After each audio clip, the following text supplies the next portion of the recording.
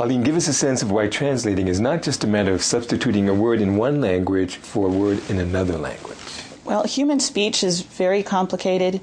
We all know that communication, 80% is nonverbal. It's not the actual words coming out of your mouth. It's the actual, the hems and the haws and the intonation, the insinuation with your voice.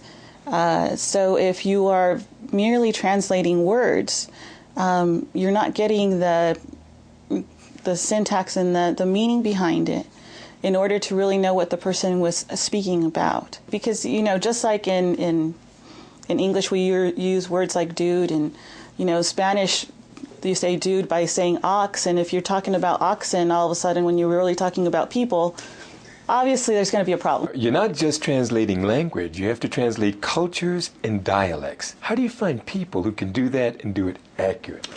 We find the people by basically maintaining good relationships with people within the translation community nationally, as well as within different cultural communities. So by establishing relationships with different cultural organizations, professionals in various fields, because as well as translation, we also have a lot of expertise in different fields that is required at some time. So sometimes we need a translator who might know some engineering. We pre-screen everyone very carefully.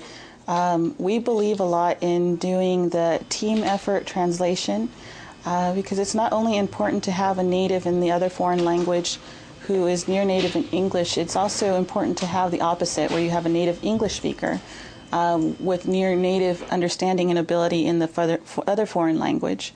And that's where you basically come up with the best final product.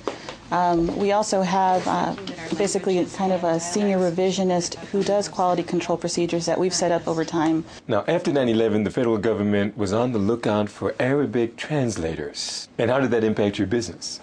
We got more work in the continental United States as well as outside of the United States, so we have increased need for overseas translation by both U.S. citizens and U.S. residents. For all of our languages, including Arabic and Pashto, which is also another language that we are looking for a lot due to the Afghanistan situation. Security is critical. How do you ensure it? Well, the government has its own security requirements, and basically our facility here was built to ensure security. So if we're dealing with classified documentation.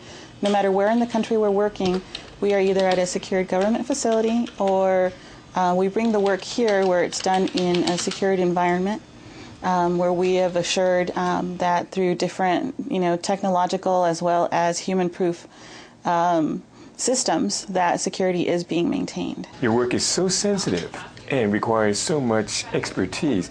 How did you get your foot in the door with big government agencies to begin with? I started doing translations myself as a Spanish-English translator, and I realized once I was in the industry what there was a need for and what there was a lack of. And where did you get the seed money to start the company?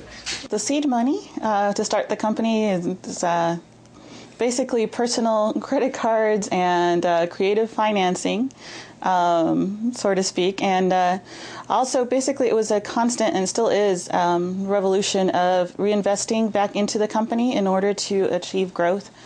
So for a few years, not compensating myself entirely, just to make sure that the company would have enough funds and resources in order to keep on going. Arlene, every company suffers setbacks. I'm sure you've had yours. When you run into them, how do you deal with them? Basically, you take a deep breath, and you never count on just one client or one job or one operation. You are always looking to develop other capabilities. Personal question. You have a global business and you have 3 kids. How do you manage? Well, I always say I couldn't do it without them. So they're my inspiration. It's a matter of being very fluid in both in business and in your personal life. And at first, being a mom, I was worried that my clients would say, "Oh, well, she's got other priorities." And I heard back from a couple of clients, when my children were still babies, and saying, "Well, we knew that you would get it done. even if it was at 2 a.m., because you always send us those faxes at 2 and 3 in the morning and on weekends. And I thought, well, that's a new perspective.